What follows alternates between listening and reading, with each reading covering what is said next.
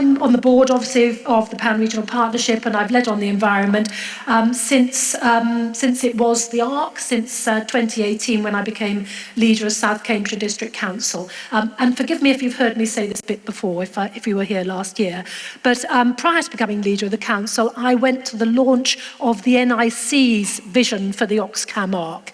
That was in December 2017, and sat through a very long day. And right at the very end of it, when most people have got weary and decided to beat the traffic and had left, Professor Paul Leinster stood up and talked about the environment. And he basically said, where the heck's the environment in all of this? Because it was absolutely a subtext. And so when I arrived on the board in 2018, having become council leader, I walked up and said, where the heck's the environment? And I got a lot of pushback. I think there was 4 different work streams at the time, and they went, no, it's fine, we'll deal with it, it'll just be embedded in everything. But my own experience of kind of working in the field prior to getting involved in politics was that it wouldn't. It would drop off. It was a nice to have. It would very, very quickly be forgotten about. And fortunately, there was a very engaged minister, Kit Malthouse at the time, Conservative, not the same as me, but he was a really good chap. And he went, yes, there needs to be a work stream for the environment. So that was a real win. And you might remember that the ARC had a bit of a rocky ride. And the one thing that all of the political leaders could coalesce around was the environment. Because even though some of them were ambivalent about East-West Rail and some were ambivalent about housing, actually we all really cared about the environment. So when the ARC disappeared and it became the Pan-Regional Partnership, I was really pleased that we ended up with 2 work streams, one of economic growth and one of environment. And the work we've been doing over the last couple of years has been very much with the mission of merging the 2 together into true exemplary sustainable growth. Now, obviously, everything's changing, but we have a massive legacy, and my job today is to launch the 2025 Environment Principles for the region. These aren't the ARCs, they aren't the Pan-Regional Partnerships, these are the Environment Principles for the region. So, what's the point of this? It's about raising standards, it's about setting ambition, it's about making us all go further, because this is about the future, and it's about our children's future. Now, I don't know if you noticed in that wonderful presentation from Winifred, who's always brilliant, from the student panel, she had 5 bullet points, and I asked her over lunch, were those, were they just a random order, or was that actually the order of importance that those PhD students put on all these things? And she said that it was, they were ordered. And so those PhD students put environmental sustainability ahead of economic opportunity and talent retention. So they value economic sustainability for the world more than they do over their own opportunities. And that's something my generation didn't do, because my generation has stuffed the environment, quite honestly, and it's my generation's responsibility to try and put it right, so that those students can stop worrying about something that is, so fundamental to the future of the world. So, one of the lessons COVID taught us was the value of open green space, and that's only one part of it. When these principles talk about energy efficiency, renewable energy regeneration, green travel, making sure that all our housing's built to the highest standards, establishment of a green economy, water, and so on and so forth. But I'm just going to talk about green stuff for a moment, green and blue stuff. So the people who did best during COVID were the people who could get out of their houses and their flats and their bedsits and actually get into nature and get into clean air and see trees and see green space and see water. And the people who fared worst were the people who didn't have that choice. So for people who don't, what I take as just a right, because I live in a village in the countryside, it's 2 minutes for me to take my dogs and be out in the fields and see the sunset and all the rest of it. And Dipesh talked about how lovely his drive was on the way here and how he was engaging with nature. So, this access to the very best in green and blue space has to be embedded in our region as a right, not a nice to have, not an add-on, not an optional extra. We've got to ensure that as this region develops, that is everybody's right, and everybody has the best in access. And I know, we'll hear something about that from one of the projects that we sponsored. In South Cambridgeshire, and also within our combined authority, we've adopted a doubling nature policy. Now, actually, we have such a nature deficit in our region that doubling nature brings it up to the national average. So, it's not enough. So my local plan, which is joint with Cambridge City, and Mike Davey is here, who, we work very closely together, it has a target of 20% net gain. And I will continue to have, and I did warn East West Rail, the chaps I was going to say this, I'm going to continue to challenge East West Rail to adopt these principles, and for East West Rail as the most significant infrastructure project happening in this country over the next probably 15 years, to go further and also have that ambition. And it's not difficult. So in South Cambridgeshire, we are building more new towns than anywhere else in the country. Waterbeach, Bourne, Northstowe, we've got extensions to Camborne going on. The Waterbeach development's really interesting. It's being done by Urban and Civic, and it is delivering 25% net gain as a minimum from the outset. So I went and visited it a while ago, very recently.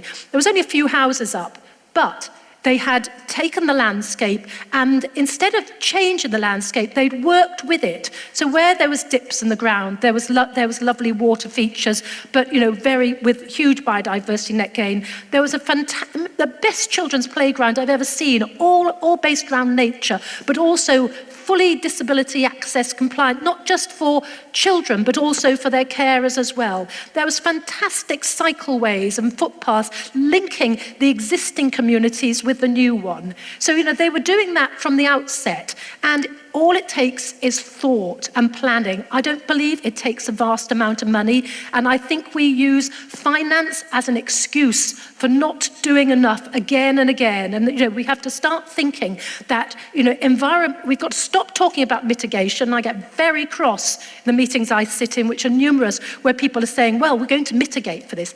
Just not enough. We've done massive damage. We've got to, the norm has now got to be enhancement, making it better, going as far as we possibly can.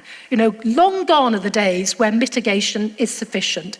Sorry, this has turned into a bit of a rant, hasn't it? Sorry about that. Once I get started, I can't stop. However, it probably is time to sort of go back to the principles. So, sorry about that. Constantly on a political platform. Right, so the principles. So, huge thanks to Nathan Veer in particular, who, I get to stand up and take all the credit, but actually Nathan's done all the work. And this is very much a reflection of his ability to take all my mad rants, of which he's heard many, and actually turn them into something tangible and something that's really worthwhile and of merit. So my own council formally adopted in a full council meeting the last iteration of this, and I have every intention that we will formally adopt the next iteration. And any council leaders here, please, can you try and do the same? Because this is actually gold dust when it comes to your local plans, and hopefully gold dust when it comes to that strategic planning as well, because it's setting principles so you can benchmark all your decisions against this. Are you going fast enough? Are you considering the economic opportunities of the environment? And I did a sort of slightly cheeky question earlier, didn't I, about placemaking in relation to the biomedical campus. The placemaking's got to include incorporating nature, making sure the air is clear, making sure that when you look out your window, you're not just looking at nothingness. You've got to be looking at beauty, quite honestly, and beauty comes in all sorts of different forms, but that all feeds into our health and well-being. We all feel better when we go out in the countryside, albeit, it seems to be flooded quite a lot at the moment, and I drove through some pretty wet places when I came here. So, the key points about this new iteration is I think this is a massive improvement. I think it makes it far pithier. It's about net zero carbon. We have got to get at absolute pace to net zero. Time time has run out, basically. It's about nature and land, which I've ranted on about enough. It's about water. We've heard about, I've already said today, we've run out of water, and I've driven through too much of it getting here today. About the circular economy. It's not rocket science, circular economy. It's quite easy to do. It's just another of those things that takes a bit of planning and thought. And climate change adaptation, because climate change isn't going away. It's now a part of our lives. So how do we adapt to it? How do we make sure that children in our schools and patients in our hospitals aren't suffering from heat exhaustion because these buildings overheat, as happens in India? How do we ensure that old people aren't dying of cold in their homes because their homes are so inadequately insulated? So, okay, end of rant. So coming on to our panel. So I'm going to take each person in turn. I'm going to ask you to introduce yourselves rather than me do it, because it always sounds a bit kind of turgid. And then talk for a couple of minutes, and then I've got some questions, but can you please all be thinking of questions as well, because yours are probably much better than mine. So we start with you. Thank you. So I'm Matthew Stanton from the Berks Oxford Wildlife Trust. And just touching on the principles, it's great that they're out now, and it sort of shows the journey that has been gone on by this partnership. So if I look back about 5 or 6 years ago, the RSPB, Woodland Trust, Wildlife Trust, we actually published our own environmental principles for what was then the Oxcam ARC. And I was personally absolutely eviscerated by George Monbiot in The Guardian, straight after they were published, saying, why on earth are environmental NGOs supporting this terrible concept that is just unfettered development? So we tried to make the point that that's not the point of this at all. This is about sustainable development, growing nature at the same time as promoting sustainable growth for our businesses as well. And that just led to more of a pile-on. But anyway, some people you can't win over. We all know that nature is in decline. We all know there's going to be more pressure on our area from housing going forward. That's why talk about strategic planning is absolutely key going forward. And I just want to make the case that strategic planning, don't think it is just about where do we put the houses. It's much more than that. It's also about where do we put our green spaces, how do we connect the landscapes that we've got at the moment, how do we rebuild that connection between people and nature as well. And that's what these environmental principles are trying to do. So I'm delighted they are how they come out. But we have all the data, we know nature's declining, so it's all about recreating that connection. As a species, we've got a pretty bad relationship with nature. It might be getting better, but at the moment, actually, it's still a pretty abusive relationship. We take, we destroy, and we need to turn the tide there. As Bridget was saying, it's not about mitigation. That's not enough. The time for mitigation is well gone. It's now about how do we improve? How do we keep building on what we've got and improving and putting back into nature? And it's great that the Plenary Three Partnership has been supporting BBAT and the Wildlife Trust to do just that. It's great having all these principles, it's great having all these policies, but if they're not actually put into action, they deliver nothing. But by working with the Pan-Regional Partnership, we've actually been able to put spades in the ground and actually start rebuilding our natural environments on a landscape scale. So we've got our Reconnecting Burnwood Otmore Ray project working across Oxfordshire, Buckinghamshire. It's essentially the region sort of between Oxford, Bicester and Aylesbury, where you've got their ancient hunting forests, ancient woodlands, complex of wetlands. And what we're doing is working with farmers and communities in that area to reconnect and re-establish habitats there. And that's possible because of the support from Buckinghamshire Council, possible because of the work we've had from the Pan-Regional Partnership. And it's showing real impact. So we're creating these landscape scale habitat initiatives. And at the moment, we're really focusing on working with farmers because we know about 71% of our region is farmed. So if we want to make a real impact, we need to be engaging there. So we work with farmers, creating farm plans for them, creating new areas for ponds and things like that. And we're also working with communities by doing visitor surveys. So talking to people, what do you need from your natural environment? Why do you value it? What do you want to get from it? How can we best rebuild your relationship with nature? How can we get you out there enjoying it? So we're working on the productivity side with farmers, but also rebuilding that connection. And there's other things as well, but we know that sort of restoration is hard. It's no good having one project then moving on. There needs to be a legacy for these things. And we know that people's relationship with nature, is difficult. It's very easy to go out there and do one project, but how do we make sure that communities are continually supporting nature and rebuilding their communities? So the one great thing about the Plenary Partnership is sharing that knowledge, sharing the information, sharing that passion, supporting each other. Because going at it alone, it's a very long, hard road, but doing it together, then we can really achieve great things. And just one slightly unconnected thing, to come back on the comment on judicial review, I can fully understand why public bodies might have reservations about judicial review, but as the person who led the JR against the doomed Oxcam Expressway, which was subsequently cancelled, I certainly see values in it, but appreciate why others might not. It was you, was it? It was me, I'm afraid. Thank you very much indeed. Adele. Good afternoon, everybody. My name is Adele McGurk. I'm Regional Director for Natural England in the South East, and I have the privilege to live in the extreme western end of the Oxcam Pan-Regional Partnership area. I live in Oxfordshire. In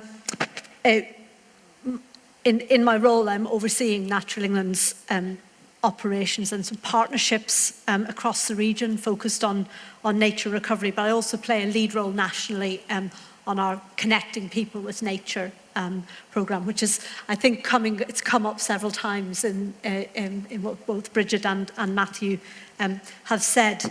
I think I just wanted to say, really pleased to be here, and there is I think so much of what I've heard this morning suggests that there's just a huge opportunity in having a big shared ambition for a world-class economy, alongside having an ambition and seeing that going hand in hand for a world-class natural environment.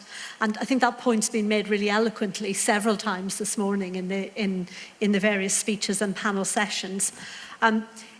It's a really great moment for this kind of work, for this kind of ambition. We have masses of new tools in the toolbox coming from the post-Brexit legislative landscape, and all of which are really going to help, I think, the partnership to scale up in the way that it's described, and to think in a much more joined up and holistic way. There are so many challenges facing us all as a society. Climate, we've talked a lot about water scarcity this morning, nature decline, and huge social inequalities. And the opportunities that we've got in a place like this to think in a really creative way, to put people's needs at the heart of what we're trying to achieve, and at the same time, thinking big, breaking down silos in the way that we all work. I think that there's an awful lot in the idea of a holistic approach, and I think that the partnership has got just so much to go at in thinking about how the ambitions are brought together in a holistic way, thinking about the leadership it can show to be an exemplar. I think Bridget used that word, that's really important. And I think there's something here about us taking advantage of the tools like local nature recovery strategies and the strategic planning that Katrina has talked about, to make sure that we plan early and that we have sufficient nature in the bank to be able to enable the sort of growth that is going to give the investment that we need to get the sort of nature recovery and benefits for people and communities, as well as the business growth. Just an awful lot to go at, and just all sorts of sort of holistic opportunities. Thank you very much indeed. Naomi, over to you. Thank you very much. And for those who I don't know, I'm Naomi Green. I'm Managing Director of England's Economic Heartland, which is the sub-national transport body for largely the same geography as the Oxford-Cambridge Pan-Regional Partnership. In the way that we look at transport in the sub-national transport body, it's not just about sort of planning roads and creating prioritisation lists and all that kind of stuff. It's genuinely about how people and places in our region can operate together and how they can interact and maximise access to opportunities and services. And that's always been the way that we've tried to work. And therefore, well, before we go on to the environment principles and the fantastic opportunity these are for transport, I just wanted to say this week's quite a big week for women and girls' safety on transport. We've spent a lot of time thinking about that. It's a massive priority for this government. The previous Secretary of State, it was a huge focus for her. And actually, in talking about it a lot this week, it's very obvious that if you improve safety on transport for women and girls, you actually just improve transport safety for everybody. And principally, having a huge drive on the environment, just as Bridget has led and championed in this region, is not just about a piece of paper with some amazing principles on. It's about actually, if we genuinely embed this into the way that we think about this region, you improve the region for everybody. And the picture that was just on the screens behind us was of a family, and it took me back to a time 10 years ago when I was in the Department for Transport. I was head of walking and cycling at the time, and I was trying to convince the DFT that using the happiness index in the transport appraisal process was a really good idea, and they thought I was mad. And they were there talking about value saving, time saving, all of these different things. And there was me going, let's be happy, let's really look at what this means for people. As it happens, here we are, 10 years later. Yesterday, the then Secretary of State stood up and announced that she was putting people at the forefront of the way that she wanted the transport appraisal process to work. And I think when you talked earlier, Bridget, about money, I suspect that the real challenge is when people say value engineer something, this is what goes. And actually that cultural shift is exactly what we collectively should continue to try to do, not just on transport, but as the PRP is able to do on every type of infrastructure and planning and all the different types of things that this region is thinking about. So for us, this is hugely welcome. It's hugely challenging, but that's okay, and I promise when I mention the happiness index, I do hope that no one just laughs me out of the room, because even though it's one way of measuring it, it's about people. And then just that brings me on to my final kind of reference about some of the really important work that EEH is doing at the moment in partnership with many partners in the room, particularly and including the PRP, Science Superclub, the Arts University Group, and of course the East West Rail Company, is around a genuine legacy for East West Rail. Sometimes, again, people think that I'm mad when I talk about it, and they pay me lip service and think, yeah, that's lovely.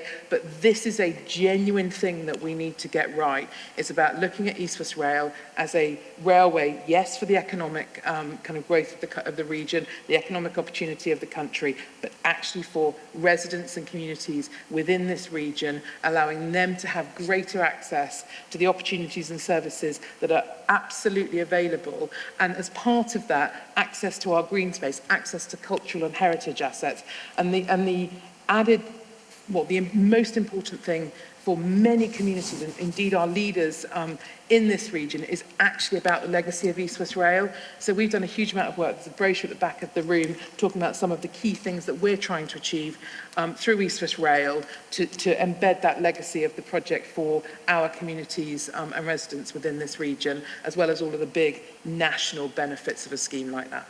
Thank you. Really, really well made points. I wasn't very happy when I was stuck at Finsbury Park at 10:30 the other night with a cancelled train.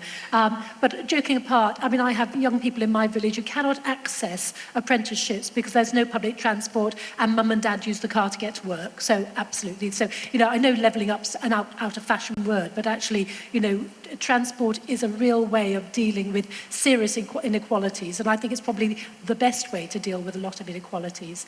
Now, Jane's very kindly stepped in. She's led on one of the other projects that we have supported through the work of the Pan Regionals Partnership and the environment stream. So over to you. Thank you so much. It's a real pleasure actually to be having this 2-minute slot. But I wanted to remind you really about the importance of saving our planet right now. So our climate is changing, and it's changing fast. And our lives and our livelihoods and those of our children and our grandchildren are seriously under threat. So when I'm thinking about anything, when I'm working with teams, when I'm working with businesses, I'm working to save all our futures. As I said, I'm Jane Manley. Until July, I was Chief Executive of the Earth Trust, former Chief Executive of the Earth Trust, and I've set up a consultancy called Sunny Hill Consultants to work at the very cutting edge of change in this area. And whilst at Earth Trust, we were looking at how we could catalyse nature recovery for people and nature. So we have some significant targets, haven't we, as a nation, as a globe. We've got to recover our biodiversity, we've got to increase health and well-being for all, and we've got to address the carbon targets, net zero. And at Earth Trust, we work across sector on green spaces, and we believe that green spaces can be quite pivotal in, or really pivotal in achieving these targets. But what we've observed over the last 5 years is that people talk about green spaces, but cross-sector, they are potentially talking about different things. So depending on who you are and where you've come from and what organisation you've been part of, and even which part of the country you grew up in, you will have a different perception of green spaces, because green spaces as a word has crept into our vocabulary over the last 5 years.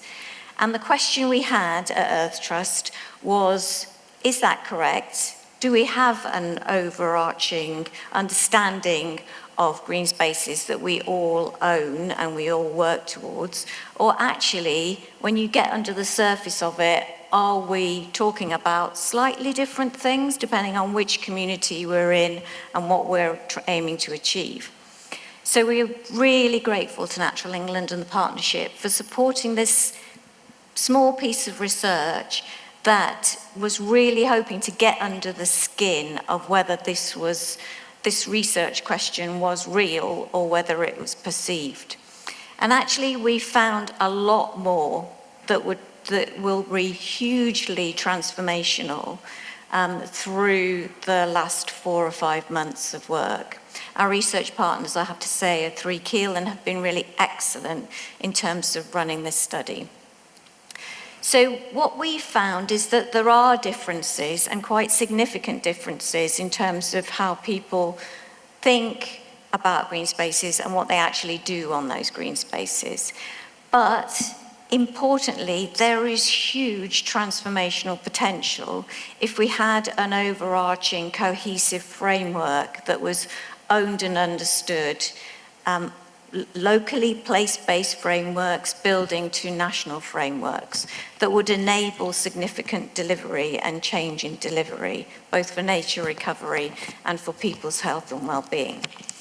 And there are a whole range of other things that sort of cascade once we've got that framework, and our recommendation is that we think seriously and we act on that. Now that we know that there is a difference, we should be doing something about it, and we should be working together.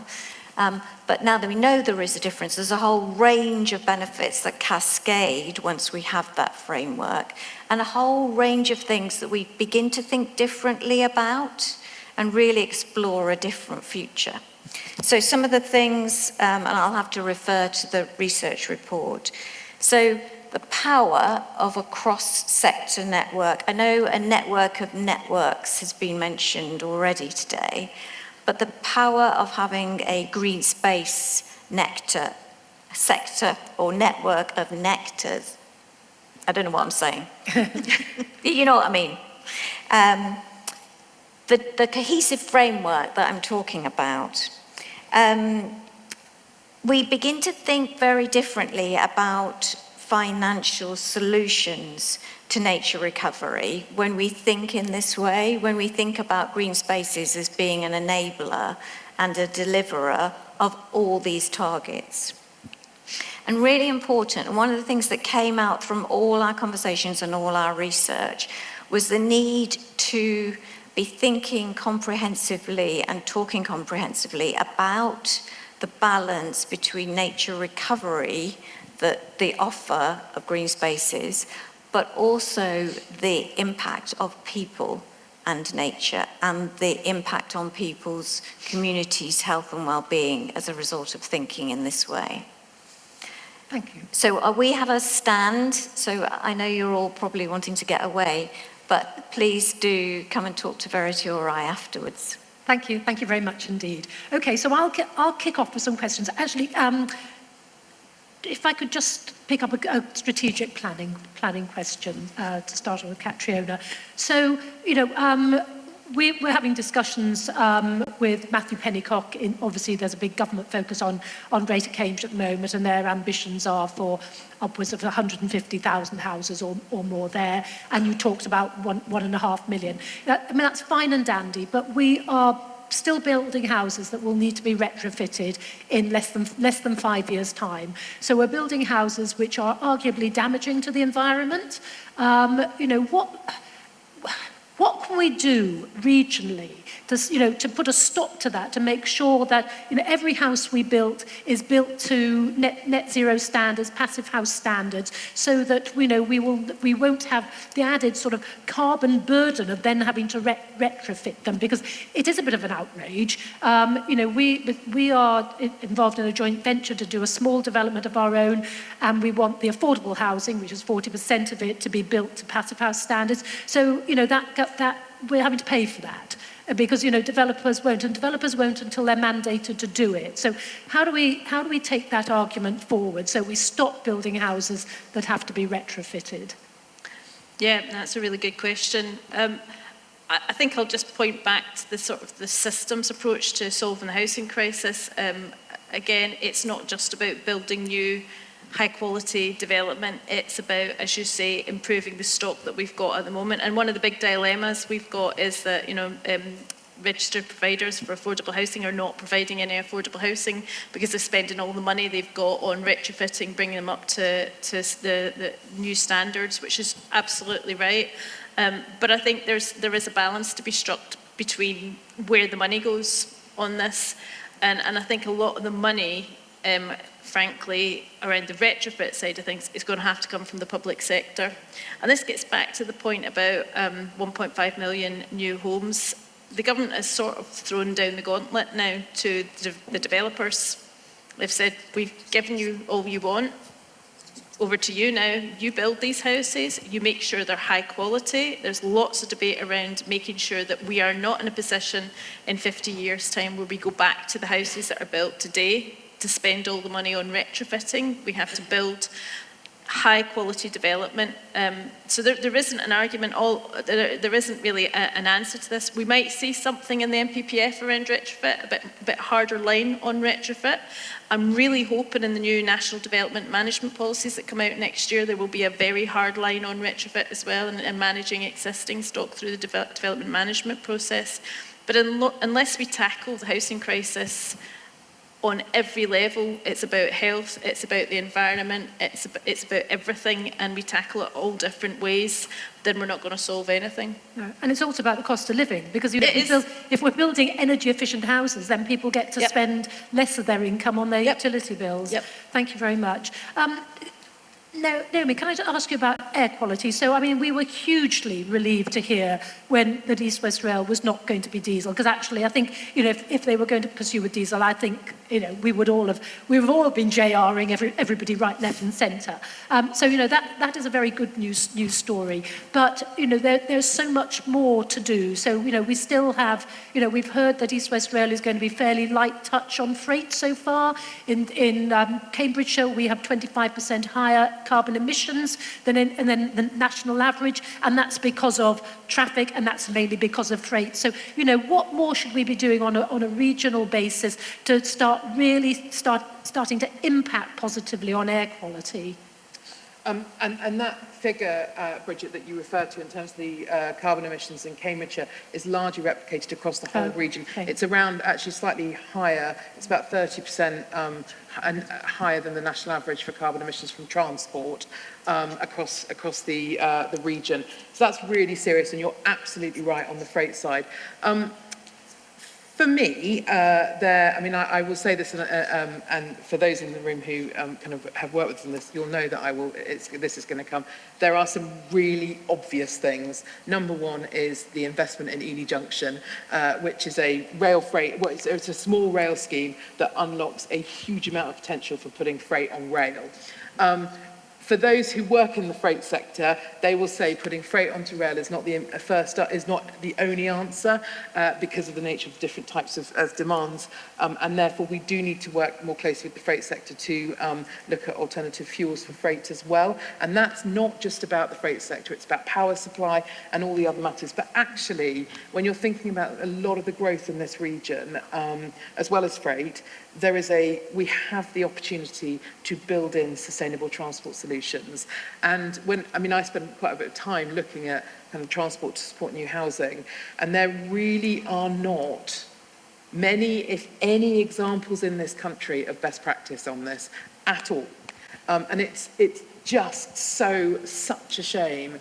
For us, particularly around East West Rail, we really have a once-in-a-generation opportunity to do this differently and design in sustainable transport solutions so that people can have a genuinely different lifestyle choice than at the moment they do have, particularly in our region, where a lot of the dependency on car is because there isn't public transport choices. And here we have this once-in-a-generation opportunity to look at how we can make the most of this fabulous piece of infrastructure. And if we did those two things, Ely Junction and make the most of East West Rail, we would be really on the way to making a difference. And active travel as well. So, Absolutely. So if there's, I hope to heck there's going to be a really high-class cycleway running the whole way along East West Rail with lots of little spurs going out to all those little diddy villages, which we've already heard are feeling so kind of forgotten about, taking all the pain and getting none of the gain. But if they can get on their bikes, and it's lovely and flat where I am, so actually cycling is not prohibitive, or your mobility scooter. But, just to reassure you, Bridget, on that matter, as well as working with East West Rail on connections to stations, EEH is currently developing the business case for Varsity Way, which is an Oxford to Cambridge cycleway. A lot of it is on existing cycleways, but just bringing them up to a better standard. Not because everyone's going to cycle between Oxford and Cambridge every day, but because it is then an active travel spine from which we can build everything. And also it's fabulous for tourism. So we're absolutely working on that as well. That's really good news. And I have cycled between Oxford and Cambridge, and it was a bit of a grim experience, actually. But I'm a long-distance walker, so my ambition is to walk on the best of well-managed open green space between Oxford and Cambridge. So lovely. Thank you very much indeed. If I could come to Adele and Matthew. So there's a lot of stuff in the press at the moment about sort of conflicts between food production and growth. So, a lot of the arguments against, these very large-scale solar farms, which, we absolutely need in order to decarbonise our energy systems, but also all these tens of thousands of houses, which we need as well. And there's potential real conflict between the need to retain farming land for food development and actually, facilitating the energy sectors and the housing sectors. How do we reconcile that? Shall I come to Adele first, and then I'll come to Matthew? Okay, first. Gosh. Sorry, that was a trick. Sorry, I just pulled that one out of the hat without any warning. So, I think that the answer to this is always going to be in thinking strategically, planning for everything you want to do. We've mentioned local nature recovery strategies already, which is the first time we'll have had a sort of statutory spatial plan for nature, and hanging off that all sorts of natural capital benefits. We keep hearing of government putting together some thoughts on land use. All of these things, we live in a very small, very crowded island, and we are going to have to make space for all of these things. But what we do know is that there are opportunities to sort of layer multiple benefits, and I'm really interested in the discussion about an active travel route. There's your opportunity for nature recovery as well. Creating networks that are good for people and good for nature in the one place. And it's a bit of a fallacy to say that you can't have food production and nature in the same place. There will always be, you know, it's more about how you grow the food and where you choose to intensify, where you choose to sort of like to soften and pull back a little bit and see win-wins in the same place. Yeah, I think that.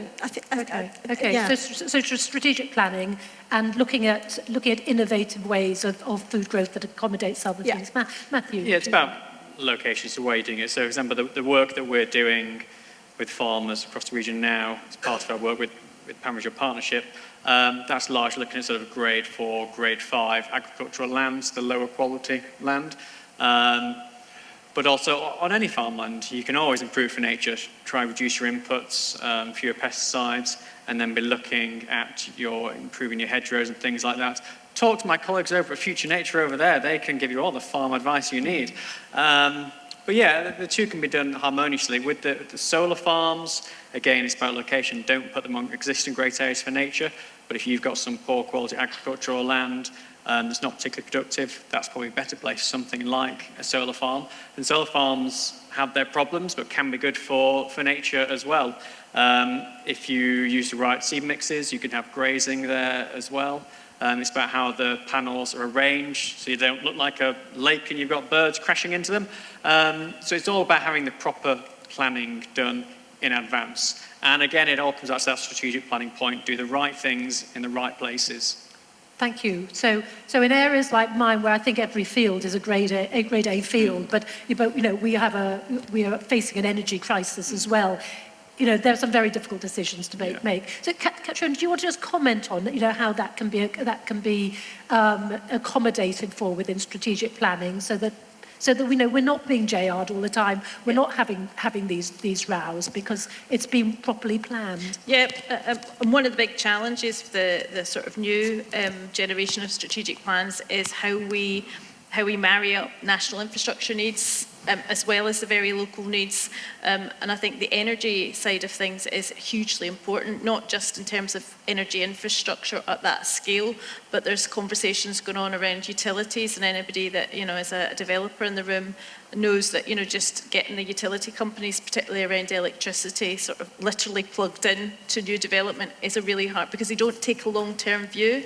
And I think it comes back to that, quite a common theme throughout today. It's providing ourselves with that long-term certainty, that long-term view in terms of how we use land, whether it's for food, whether it's for energy, whether it's for housing and other economic infrastructure, transport. We've got to have a much better, clearer view for the next few decades on how we're using our land, but that means much better integration from what government says, what local government says, and what local communities want. So it's the integration across different things as well as across the different governance and community scale as well. You make it all sound so easy. Oh, I wish. But you did mention what local communities want. So, righty-ho, we've got 10 minutes. So questions. Question here, and then another one over there. Thank you. If you'd like to introduce yourself as well. Good afternoon. Stuart Turner. I'm an architect.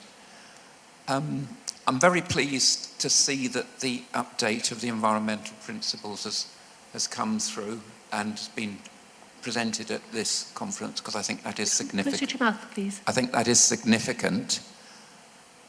I do want to see that the principles are taken forward and do have impact. So I am concerned about that. In the publication, and I've only had a very quick look at it, you talk of your 5 key themes. Included in that is the circular economy. You then talk about a number of different goals, and there are 5 goals.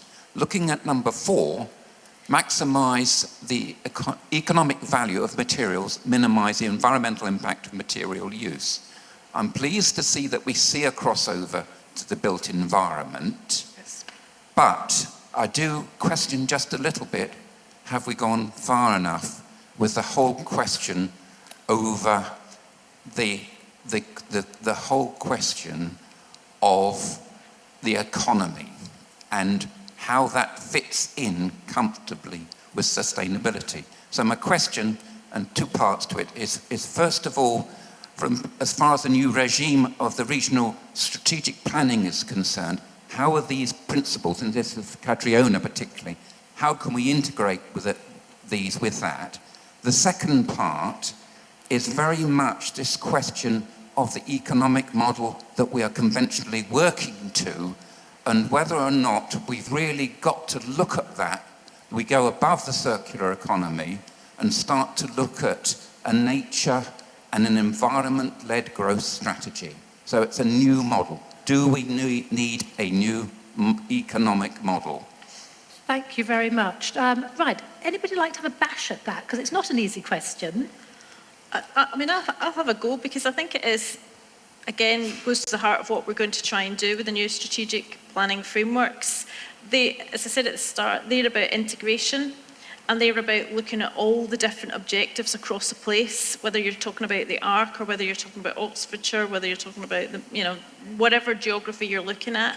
And it's about making sure that whoever's writing the economic objectives of a local growth plan is fully aware of who's writing the economic objectives around local nature recovery strategies or things like this, and who's actually responsible for meeting housing needs and transport needs and everything else. And it's about making sure that all of these work on a place basis.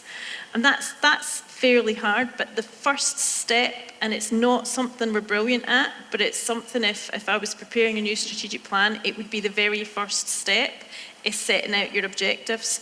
And you've got some really strong foundations for that across all the different parts of the Arc, starting with the environmental objectives and then starting with the economic objectives. And I think one of the best examples of where this has been attempted is the Oxfordshire Vision work. I think that was a really good bit of work where there was a real attempt to set out long-term vision with clear objectives that would be translated across whatever strategy or plan you were talking about, but also across different organisations. So we've seen it in this part of the world, and I think the data comes into that as well. You've got to be able to justify how you're going to deliver your objectives, but we can do it, and I think the strategic planning regime, if we get it right, is going to be a really huge facilitator of that. Thank you. Matthew, do you want to come in? Second part quickly. Answer to the second part is yes. One of my biggest disappointments, I think, of the last 5 or 6 years, however long ago it was, is the fact we had the desk up to review, where the conclusions were essentially we need to change the way that businesses work, we need to change the way that our economies work, we need to change how we assign value to businesses, because we need to incorporate into that the impacts those businesses have on nature, the natural resources they use, whether they're basically contributing to or taking away from our sort of global spreadsheet of nature. That was published, it was amazing, nothing else happened with it really. So yes, I would hope the new government would go back, look at the Scottish review, look at the findings and start implementing them, because the way we're going on is not sustainable. And on your last point about this, the lifespan of this, so the board met yesterday and formally adopted it, and we are now working on, what's the legacy? Should the Pan-Regional Partnership have to close down? Where we've done some very, very exciting economic work, which we heard about earlier. I mean, I think this is brilliant. And we're finding a way of making sure that the legacy has value and that this work sits somewhere very meaningful and continues, and there will be a third iteration. And hopefully those two, the economy and the environment work will come together into one sort of master plan for proper sustainable growth that will be an exemplar, and people from other countries will look to us to how to do it. There was a question over here, for the gentleman there. Thank you. Good afternoon. My name is Roger Carey, and I'm a trustee of an environmental campaign group called STARK. We were as relieved as Bridget, I think, to hear the news that East West Rail will be discontinuously electrified, whatever that means, but it's not diesel. But my question goes to the wider environmental impact of the railway itself. And specifically, for example, in East West Rail's own economic and technical report, they say that the railway will lead to over 28,000 new daily commuters to and from Cambridge. And then they say 20,000 of those will not be by rail. They will be by road. So my question is to Bridget, how does the notion of 40,000 new road journeys in and out of Cambridge every day sit with the partnership's aspirations for exemplary sustainability, and also to EEH, has Naomi's office taken account of those extra 40,000 journeys a day in and out of Cambridge in their thinking? Okay, so I think that's probably one for me. Right. So I'm not going to speak on behalf of East West Rail. You'll have to direct that bit directly to them. But I sit on the board of the mayoral-led combined authority. So obviously, you know, we are doing a lot of work on a public transport bus strategy. This is an issue. We anticipate that East West Rail will bring an extra, I think, 20,000 people into the new Cambridge South Station every day. What happens to them then? And, you know, we're asking, you know, these people will all disgorge. You know, how do they then get to where they need to go? They're not all going to be working on the biomedical campus and be able to walk there. So it's going back to that question about, you know, proper networks, and it has to be. You know, we heard about autonomous vehicles in Milton Keynes a while ago. You know, it's autonomous vehicles, it's buses, it's bikes, it's on foot, it's whatever else. And, you know, the whole system needs to be designed. Now, we are doing we are working very, very hard on this, and we absolutely have to work in partnership with East West Rail, who I'm looking at now. And actually, you know, we are having productive talks. But yes, we can't deliver something that's meant to be, you know, our saving grace, because suddenly we've got this railway line, but actually it then creates a whole load of other problems that we haven't planned for, that we've then got to retrospectively address. So I think we've probably got time for one more quickie. Is there anybody over here? If not, we will call it a day. Jolly good. Thank you very much, everybody. Thank you very much, panel.